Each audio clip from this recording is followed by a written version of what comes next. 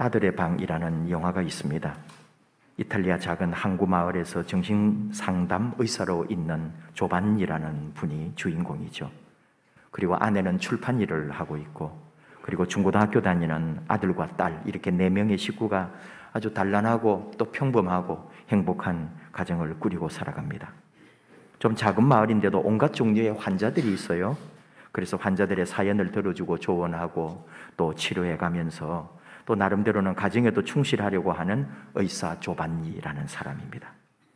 우리로 하면은 주일이고, 그 사람들은 영화에서는 일요일인데 아이들과 더 많은 시간이 필요하다는 것을 너무나 잘 알기에 이 의사 조반니는 아내와 함께 또 아이들과 함께 오늘 하루쯤은 같이 조깅도 하고 같이 소풍도 하고 그렇게 하기로 가족 모임을 하기로 했어요.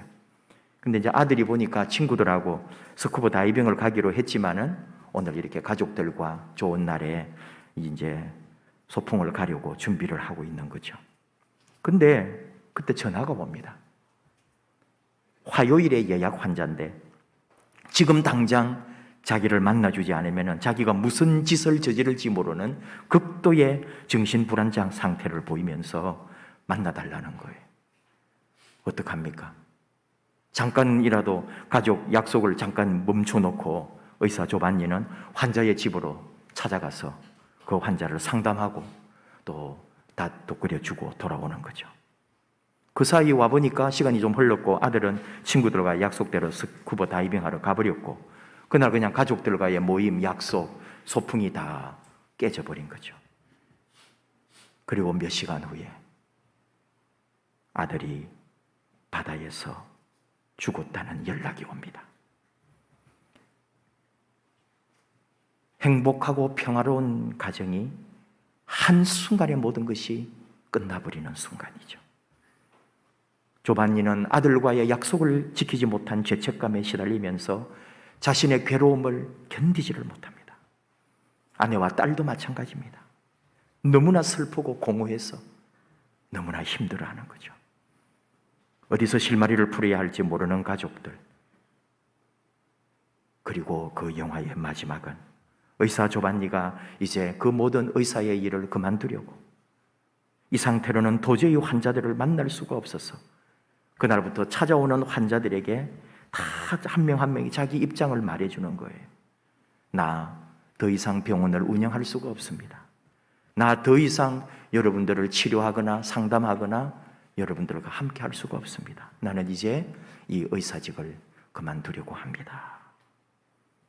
그랬더니 이 정신질환을 앓는 환자들이 갑자기 정신이 멀쩡해져 가지고 무슨 말씀을 하시는 거냐고. 정신질환 상담하러 온 사람이 도리어 의사를 보고 정신 차리라고. 지금 무슨 소리 합니까? 당신 없으면 우리는 어떻게 살라고. 몇 년 동안 내 이야기 들어주고 나를 돌봐주고 나를 치료해주고는 이제 와서 그만두다니 그럴 수는 없습니다. 심지어 어떤 환자는 당신은 나의 희망입니다. 또 다른 환자는 잘 이겨낼 수 있을 거라고 안아주고 다독거려주고 힘을 북돋워주고 돌아가는 거예요. 이게 영화 끝이에요. 영화가 말하려고 하는 게 뭘까요? 조반니의 가족들은 하루하루 이런저런 만남과 삶을 통해 반드시 슬픔을 이겨낼 것이다. 이 영화를 만든 감독은 이 가족들이 살아가면서 자신들이 오늘 이 순간 경험한 이 슬픔으로 인해서 더 건강하고 더 단단하고 더 성장하는 아름다운 삶으로 변화될 것이다. 그런 소망을 우리에게 던져주고 싶었을 거라 이 말이죠. 지난 주간에 우리 노회의 친구 목사님 딸이 세상을 떠났습니다. 29살 꽃다운 나이 개척교회 하는 아빠 목사님을 도와서 반주자로 교회를 섬기고 아픈 엄마를 대신하여 살림을 하고 직장 다니면서 생활비도 버는 너무너무 귀하고 효녀 딸이었습니다. 근데 지난달 8월 17일에 갑자기 쓰러져서 심정지가 왔고 한 달이 지나고 이틀 만에 지난 9월 20일 하나님의 부름을 받았습니다. 우리 교회 중보팀에도 기도해달라고 기도 제목을 올리기도 했고, 우리 교회에서 또 병원비도 조금 후원을 해줬습니다. 장례 기간 동안에 노예 목사님들이 조문도 가고 발인 예배도 인도했고, 또 어떤 목사님은 김천의 장지까지 따라가서 장례 마지막 하관 예배까지 동행하기도 했습니다. 우리 모두들 마음이 같아요. 뭐라고 할 말도 없고 그저 그 슬픔을 억누르고 있었는데, 장지에 따라간 목사님이 묘비 사진을 목사회 톡에다가 올려줬습니다. 묘비를 그 사이에 준비를 해서 비문을 만들었더라고요. 그 비문을 읽다가 모두들 터져 나오고 말았죠. 시편 23편 6절에 딸 이름을 넣었어요. 예림이 평생에 하나님의 선하심과 인자하심이 함께하였으니 예림이가 여호와의 집에 영원히 살리로다. 위에는 그렇게 넣고 그 밑에다가 아름다운 이 세상 소풍 끝내고 하나님 나라로 돌아간 세상 착하고 예쁜 딸 김예림, 여기에 잠들다. 딸, 천국에서 빛나는 얼굴로 다시 만나자. 여기까지도 꾹 참았어요. 그리고 마지막에 아빠 김두선, 엄마 백승혜, 동생 김예본, 그 이름을 보는 순간에 우리 다 뜨거운 것이 우리 가슴 안에서 밀고 올라오는 거예요.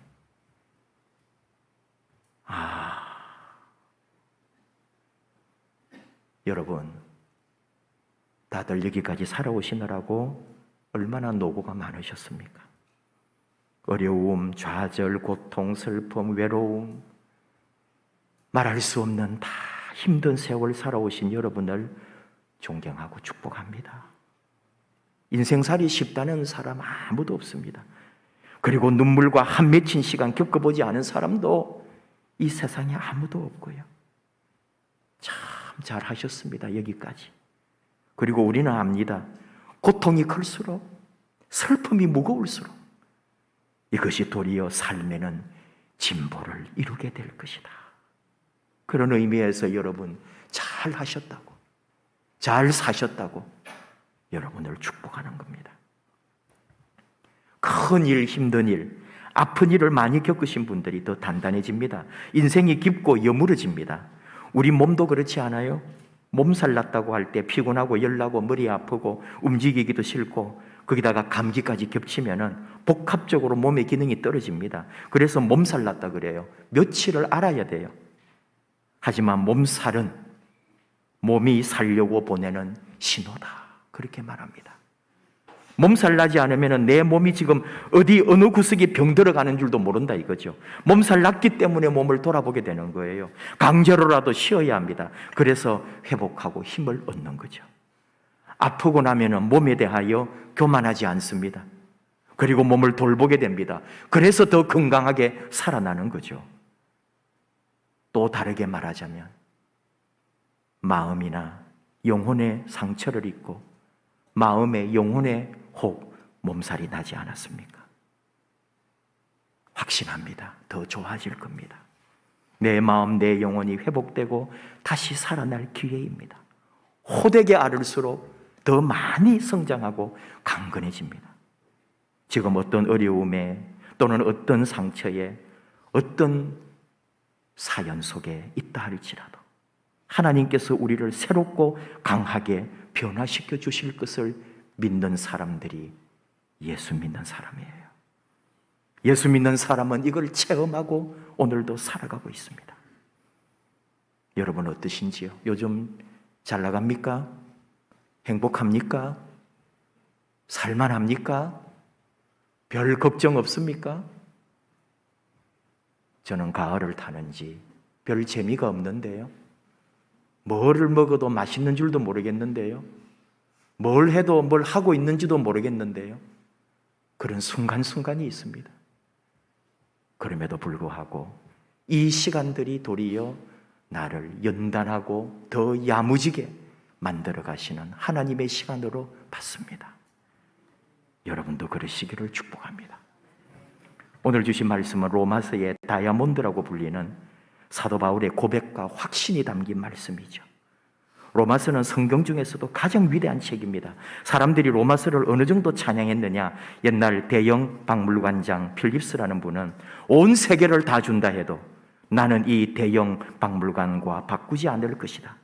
그러나 사도 바울이 친필로 쓴 로마서 단 한 페이지라도 가지고 온다면 나는 이 박물관과 서슴없이 맞바꿀 것이다 할 정도, 이 로마서가 그렇게 위대한 서신입니다. 어떤 분, 또 스페인어라는 분은 성경을 다이아 반지라고 한다면 로마서는 그 반지의 다이아몬드다. 그 중에 8장은 다이아몬드의 가장 빛나는 끝부분 첨단과 같다, 그렇게 말합니다. 오늘 바로 우리에게 주신 로마서 8장입니다. 로마서 설교집이면서 강해를 한 책을 한 권 선물을 받았어요. 우리 성도님이 주셨어요. 지난주에. 성도님의 오빠가 목사님이에요. 그래서 그 목사님이 쓰신 책이에요. 3년 동안 주일마다 설교를 하셨더라고요. 163회를, 로마서를. 그리고 이번에 53회 하신 1년치를 책으로 만드신 거예요. 여러분, 베스트셀러 작가는 출판사에서 그 모든 판권을 돈을 주고 사가지만은 그냥 이름 없는 우리 같은 목사가 책을 한 권 쓰고 싶어도 책을 쓸 수가 없습니다. 도로 출판사에다가 내 돈을 내놓고 책 좀 만들어 주세요, 이래야 되거든요. 그 여동생이 많이 지원을 해 주셨어요. 오빠 책 내도록. 로마서를 쓴다는 건 여러분, 목사의 영원한 소망이고, 목사가 목회를 끝나고 죽기 전에 로마서 책을 한번 쓸 수 있다면 그건 목회자의 최고의 기쁨이죠. 영광이고. 저는 아마 죽을 때까지 안 쓸 거예요. 여러분 기대도 하시지 않겠지만 저는 어떤 일이 있어도 쓰지 않을 거예요.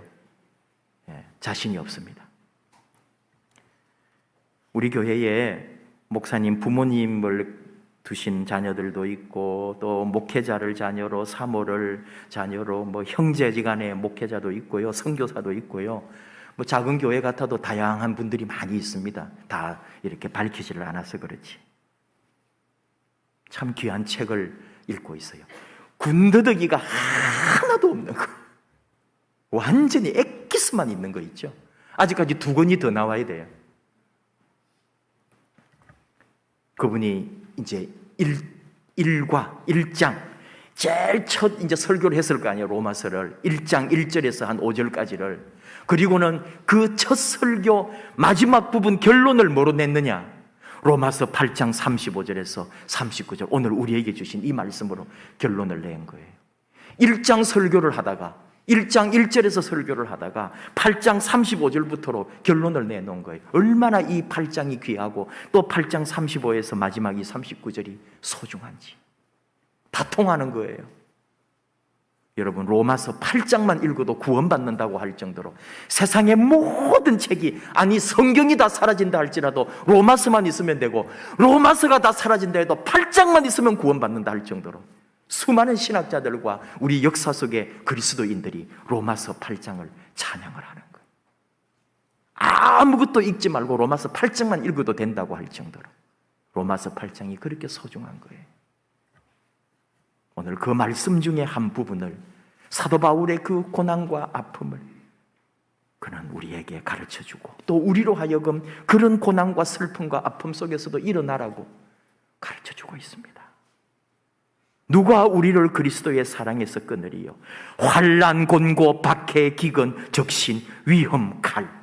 이게 사도 바울이 겪은 거예요. 그리고 우리고 모든 인류가 살아가면서 나라가 나라에게 당할 수도 있고, 우리 개인이 또 누군가에게 당할 수 있는 모든 인생의 적을 다 말하고 있는 거죠.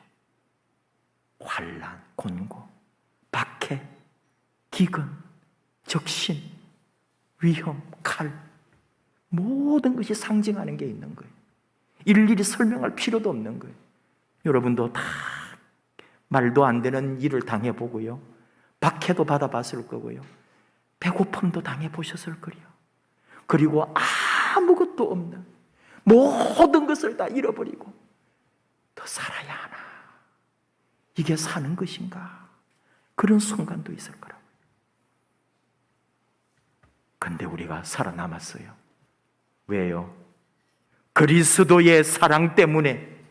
세상의 그 어떤 것도 그리스도의 사랑을 끊을 수가 없었기 때문에, 그분의 사랑이 얼마나 강하고 그분의 사랑의 줄이 얼마나 단단한지, 그의 사랑의 줄이 우리를 묶어주었고 그에게 연결시켜 주었기 때문에, 그리스도의 사랑이 끊어지지 않았기 때문에 우리는 살아남은 거예요. 이게 사도 바울의 고백이에요. 바울이 당한 고통이야 우리가 뭐를 어떻게 말하겠냐고요. 그분을 따라갈 수도 없어요. 예수님을 따르는 제자들이 예수님의 신발끈도 맬 수 없는 것처럼 우리는 사도 바울의 신발끈도 매줄 수 없는 사람들이 우리들이거든요. 그 바울의 그 숱한 역사, 인생의 고뇌, 고통, 아픔 속에 우리가 뭐 할 말이 없는 거예요. 많이 더 굶었고 실제로 죽을 뻔한 고통, 사고도 여러 번 당하고 개인적으로 수많은 폭행도 당하고, 그런 어려움 속에서도 또 일어나고 또 일어난 것은 바로 그리스도의 사랑이라고 말합니다. 말씀 하나하나 설명하고 뭘 다 그렇게 할 시간도 우리에게는 없죠. 오늘 그는 고백합니다. 세상의 그 무엇, 다 그 말이 또 38절에 사망이나 생명이나 천사들이나 권세자들이나 현재일이나 장래일이나 능력이나 높음이나 깊음이나 다른 어떤 피조물, 이것도 마찬가지죠. 세상에서 우리가 맞닥뜨릴 수 있는 모든 환경과 조건들이에요. 그 어떤 것들도 우리 주 그리스도 예수 안에 있는 하나님의 사랑에서 우리를 끊을 수 없다. 그것 때문에 내가 존재하는 거예요. 지금 어떤 상황에 있어도, 무슨 꼴을 당해도, 어떤 일을 당해도, 내가 아니면 남이 내 안에 어떤 해를 끼쳐도 우리는 그리스도의 사랑 안에 있기 때문에 살아있다, 이 말이죠. 그렇다고 네 마음대로 하란 말은 아니죠. 언제나 바울의 이 고백들과 신앙을 우리가 본받을 때 사도 바울을 통해서 우리가 확실하게 믿고 또 생각하고 깨달아야 될 게 있어요. 아무리 우리가 그리스도 사랑 안에 든든하게 붙잡혀 있다 해도, 그리스도 사랑 때문에 우리는 얼마든지 다 가능하다 해도 언제나 우리 자신의 본질을 잊어버리면 안 되는 거죠. 그게 뭐예요? 나는 죄인 중에 괴수입니다. 사도 바울의 고백이면서 우리의 고백이죠. 나는 죄인입니다. 내가 아무리 그리스도의 사랑 안에, 하나님 사랑 안에 있다 하지만 내가 원래 나는 죄인입니다. 죄인 중에 괴수입니다. 이 고백에서 출발하는 거예요. 그래서 우리 주 예수님으로 말미암아 구원받은 인생이죠. 그리고 그분의 은혜를 따라 지금까지 살아왔고, 지금 나름대로 이제 삽니다. 밥도 겨우 먹고 살고요, 이만큼 이 나이 될 때까지 인생 살아왔고요, 앞으로도 그래도 또 믿음으로 살겠다고 나아가는 거 아니에요. 그러나 거기서도 우리의 고백은 있습니다. 나의 나된 것, 내가 지금까지 이룬 모든 것은 내가 한 것이 아니요 하나님의 은혜입니다. 하나님이 하셨습니다. 내가 아니요, 이 고백인 거죠. 그리고 지금 좀 더 잘났다고, 이제 좀 뭘 얻었다고, 이제는 사람들 앞에 내가 나름대로 나아갈 수 있다고 헛소리지 마라. 사도 바울은 고백합니다. 나는 날마다 죽노라. 매일매일 내 자신을 쳐서 복종시키면서 사는 거죠. 언제나 나는 하나님 앞에 다시 서야 할 사람. 나 잘났다고, 내 이름 높아졌다고, 이제 살만하다고 결코 교만할 수 없는, 언제나 주 예수님 앞에서, 십자가 앞에서 나는 무릎 꿇고 나를 쳐서 복종시키는, 날마다 주님 앞에 나는 죽습니다. 이 고백이 있어야 되는 거죠. 그것이 우리가 깨달은 주님의 은혜입니다. 이 바로 그리스도 예수 안에 있는 하나님의 사랑에서 끊을 수 없는 진리가 그거예요. 그래서 넉넉하게 이기는 거죠. 하나님의 그 은혜가. 그래서 고통도 있고 고난도 있습니다. 슬픔도 있습니다. 말도 안 되는 상황 속에 빠지기도 합니다. 인생은 고난으로 다듬어지잖아요. 고난은 보약입니다. 거친 파도가 훌륭한 선장을 만든다 그랬어요. 우리 인생의 이 험하고 힘든 시간들 속에 하나님은 우리를 연단시켜 인생의 주인공이 되고 하나님의 영광이 드러나고 우리의 슬픔이 변하여 춤추게 만드는, 슬픔이 도리어 하나님 영광되게 하는 역사가 일어나는 거죠. 예수님이 전부 다이기 때문에, 예수님 계시면 되기 때문에, 연약할 때, 병들었을 때, 어려울 때 하나님이 함께 하십니다. 이사야 선지자를 통하여 이사야 60장 22절, 그 작은 자가 천명을 이루겠고 그 약한 자가 강국을 이룰 것이라. 때가 되면 나 여호와가 속히 이루리라. 사도 바울은 고린도 교회에 편지하면서도 그랬어요. 고린도후서 12장 10절, 그러므로 내가 그리스도를 위하여 약한 것들과 능욕과 궁핍과 박해와 곤고를 기뻐하노니 이는 내가 약한 그때 강함이라. 가장 약할 때, 가장 힘들 때, 가장 아프고 슬플 때, 가장 말도 안 되는 꼴을 당할 때 하나님이 내 속에 역사하는 시간, 내가 다시 변화되고 내가 다시 하나님 안에 다시 일어날 수 있는 그 시간, 내 이 마음의 상처, 내 이 고통, 나의 이 부족함, 연약함, 이 죄성이 그리스도의 영광으로 드러날 수 있는 시간은 내가 가장 힘들 때이라는 거예요. 우리 하나님 안에서, 말씀 안에서, 그래서 어려움을 어려움으로 보지 아니하고 더 크고 어려운 상황에서도 능히 이겨낼 수 있도록 하나님께서 우리를 강하고 담대하게 변화시켜 주시는 거죠. 그리스도 예수 안에 있는 하나님의 사랑 때문에, 우리를 사랑하시고 아들을 죽음의 자리에까지 내어주신 아버지 그 사랑, 그 아들 예수는 그 아버지에게 순종하여 십자가에서 우리의 모든 죄를 위하여 피 흘려 죽으신 그 사랑, 그 사랑이 우리를 이어주고 있기 때문에, 그 사랑은 결코 끊어질 수가 없기 때문에 우리가 어떤 상황 속에서도 우리는 다시 살아나고 우리의 삶은 하나님의 영광이 되게 하는 거죠. 오늘 하나님께서 우리에게 말씀하십니다.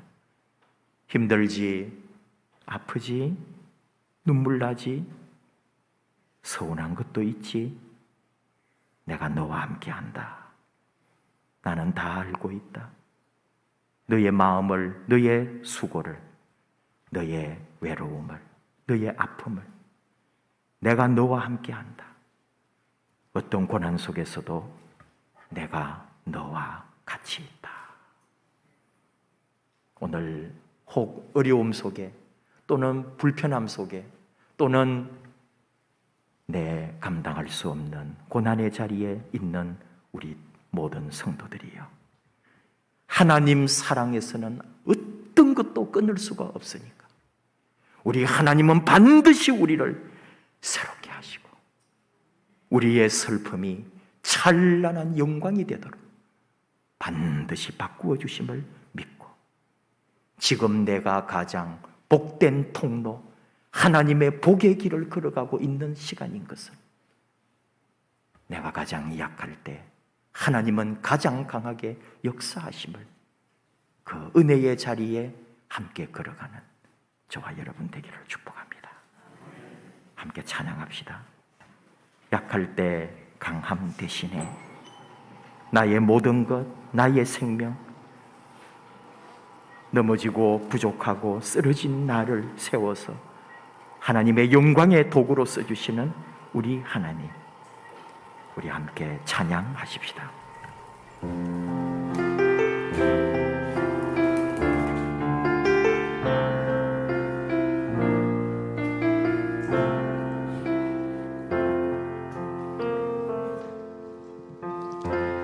약할 때 강함 대신에 나의 보배가 되신 주 나의 모든 것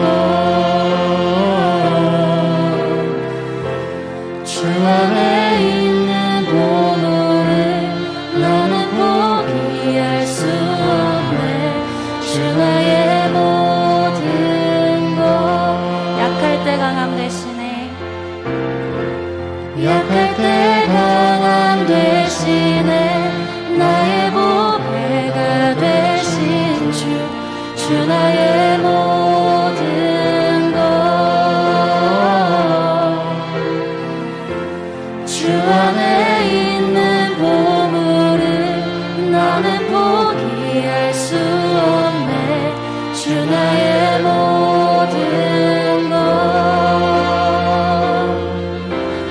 예수 어린 양 좀 귀한 이름.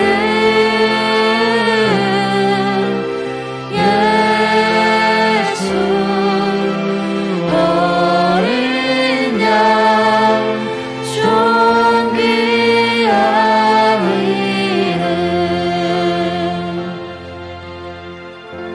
십자가 제사하셨네. 주님의 이름 찬양해. 주 나의 모든 것. 쓰러진 나를 세우고 나의 빈잔을 채우네. 주 나의 모든 것. 예수 어린 양 좀 귀한 이름.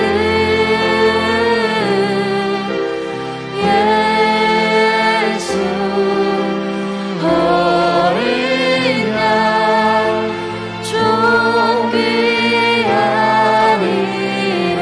예수 어린 양. 예수 어린 양 좀 귀한 이름. 예수 어린 양 좀 귀한 이름. 우리 잠깐 기도합시다. 약할 때 나의 강함 되시는 우리 주님, 나를 위하여 십자가에 자신의 생명을 주신 그 주님의 사랑, 이것이 나를 살리고 새롭게 하는 줄을 우리는 믿습니다.